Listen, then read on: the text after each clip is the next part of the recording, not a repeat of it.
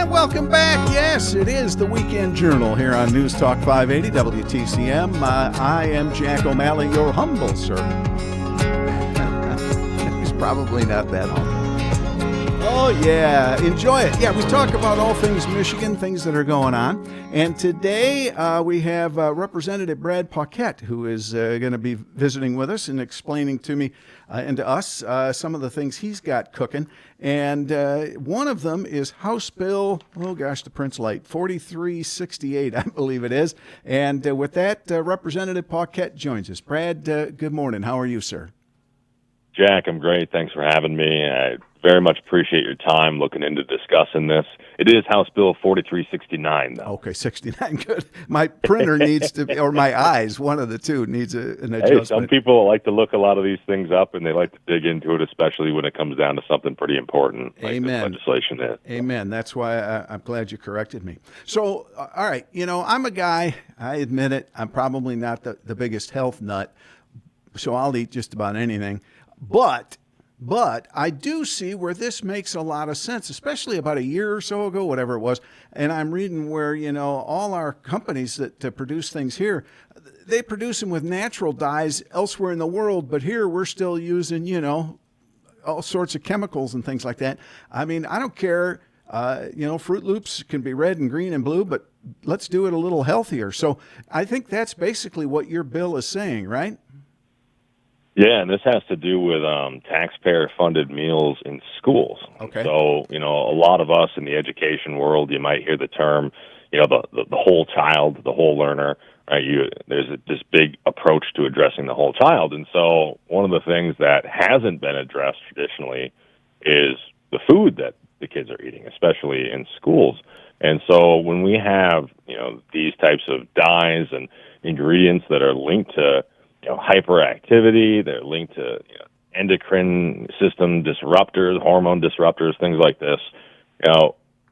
Should be one of the sources that we should look at when we're considering the whole child, because food is medicine. And you mentioned in the beginning too, a lot of us aren't necessarily health nuts, but we know that when we eat proper, when we eat healthy foods, we feel better. Yes, our focus is improved. All the above.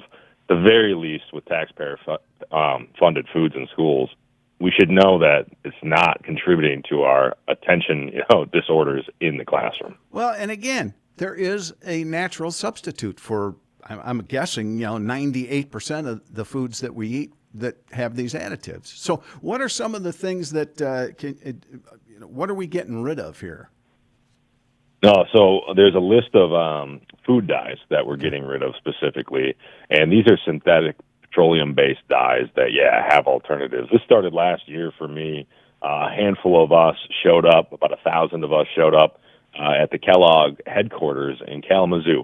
And like you alluded to, this is a company that does use other natural vegetable-based dyes in their Fruit Loops and things in other countries because they're not allowed to use these synthetic dyes. And so we brought 400,000 petitions to their doorstep because people are calling for this. Sure. And, they promised, years past that they would already do this, but they have not. And so what we've pointed out there is that if they aren't going to change their ways here in Michigan, then, legislation is going to have to be the key. And so there's a list of synthetic dyes. We have brominated vegetable oil, and then potassium bromate, and then also propylparaben are the other three. And this is something that we also had titanium dioxide in there. But speaking with a toxicologist at MSU, that one did not have a viable alternative, and it also wasn't linked specifically to some of the problems that, that the science isn't as strong around that one as causing health problems. Yes. And so we wanted to make sure that this was founded in science and founded on, the most up-to-date studies. So we removed that one and kept it at this list. So when you were going through those, I'm thinking, nobody ever said, and Grandma put propylparaben into the whatever. Let me get that off Grandma the shelf. Grandma did not. You are right. That is for sure. Well, and again, we're talking about kids, and let's get their life started as healthy as we can. They'll pick up their share of bad things, I guess, along the way. We don't need to start off that way. Well, part of this too, and how Grandma, making bread and what have you. So propylparaben is, used in certain ways for preservatives, but you also have, potassium bromate, and with that ingredient is put into baked goods. Because I don't know if you've ever smushed a loaf of bread at the bread store, or one of these cakes that are in those wrappers, right, Little Debbie's, Yeah. and they pretty much go back. They kind of sponge back to the shape that they were cut in. Yeah.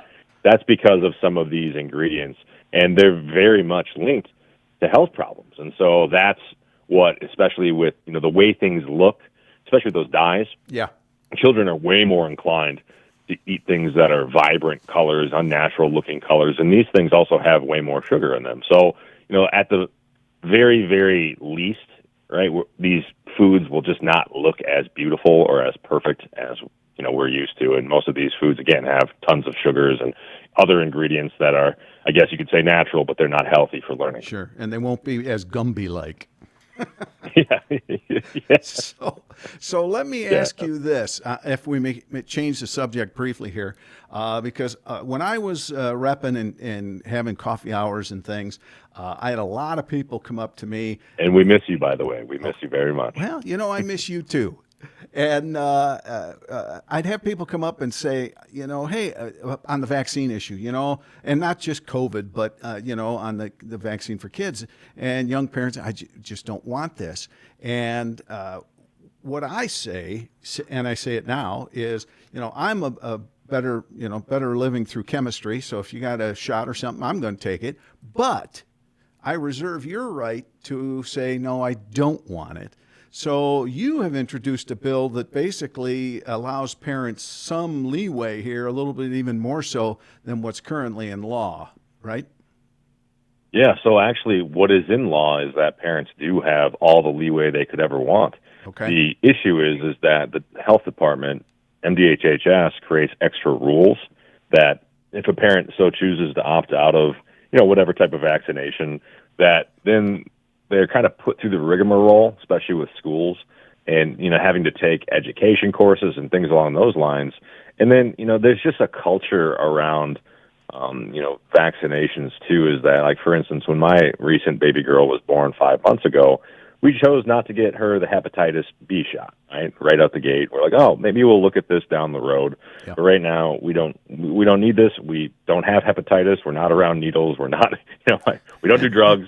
Our baby doesn't need this right now. And, the nurses were like, whoa, they were like aghast, like we were doing something wrong with our child. And a lot of parents are now stepping up against this and standing out that, no, we can make this choice. And in law, there's, we don't need to take a course. We don't need to be more educated on this.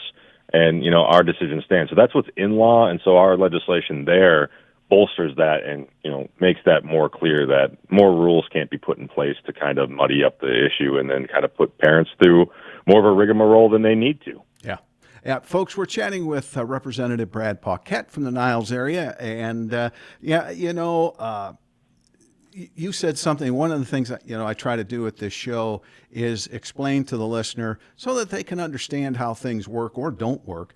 And you mentioned the rules. The state law says, hey, parents have this choice, but health department and others have got these rules in place. And it goes back to one of the things I've been harping on is JCAR, the Joint Administrative Rules Committee, that's really become a paper tiger over the decades. And our departments can do all sorts of things, and it's considered not necessarily law, but rule of law because we've given them that authority. So this is a situation where you're saying, hey, let's put it in law so there's no questions. Absolutely. And, rebuilding trust in particular is really the key to a lot of this. I mentioned culture. And after what we went through with COVID, I myself, I took the COVID shot and I got confirmed myocarditis from that. And, a lot of people don't want to acknowledge any type of adverse reactions to shots. And so this is something that I think that, a lot of people locally, a lot of doctors are standing up. A lot of folks are questioning some of these vaccines, which I think is good. But, it also needs to be taken with a grain of salt. We need people to step up in the medical community to be able to say, hey, yeah, adverse reactions are real. Sometimes, they're a little more than rare, especially with the COVID shot, in my estimation, when you look at VAERS and a lot of their adverse reactions that are documented there around the COVID shot. And so, there's I think just a pouring out of parents these days that are very, very concerned about what is being poked into their child's body. It's not a bad thing, but it also is a I think a clarion call to the medical community to stand up and to prove their worth. That a lot of these are quite important in certain ways, or and here's the proof. Yeah. And those that are injured by them as well, though, we got to take care of them as well. I think it's a win-win in the long run. Yeah, not to get too carried away, but we've seen a little outbreak here in measles. I think some of the, as I understand it too, from the folks that don't want a whole lot of vaccines, they're not necessarily against the measles and the mumps and the rubella, but it's some of these other vaccine cocktails that have been kind of put together by the medical community that really has them worried. So I would say, absolutely, I would say anything, Brad, as a parent, you got a big responsibility. You need to do a little studying and research and be open with your physician and advocate for where you stand and listen to them and have a discussion. Would you agree? Absolutely. That, like I said, that's a win-win. And again, that's part of the cultural issue too, is that helps build trust, good communication. Even when you talk about the mRNA shot, and this is a gene therapy shot, right? They changed the definition of vaccine. It's not the traditional vaccine that, maybe our our grandparents, understood back in the day. Yeah, and why I still have a big old bump on my upper arm. All right, Brett. So we're coming to an end. Anything else you want to say while you've got an audience that's listening to you, that's friendly? Yeah, well, I love people that dig in and look into legislation. I want to make my legislation as strong as possible. I like as many minds as possible around this state. The state is phenomenal. I love Michigan.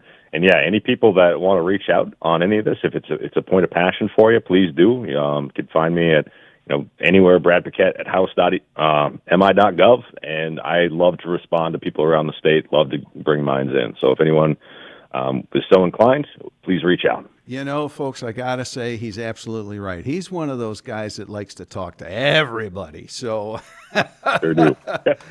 That's why you're one of the good ones, Brad. Especially you, Dad. Well, I appreciate your time. Good luck. And, good luck with all your legislation. And I know you're a good man doing good things, and take care of that family of yours.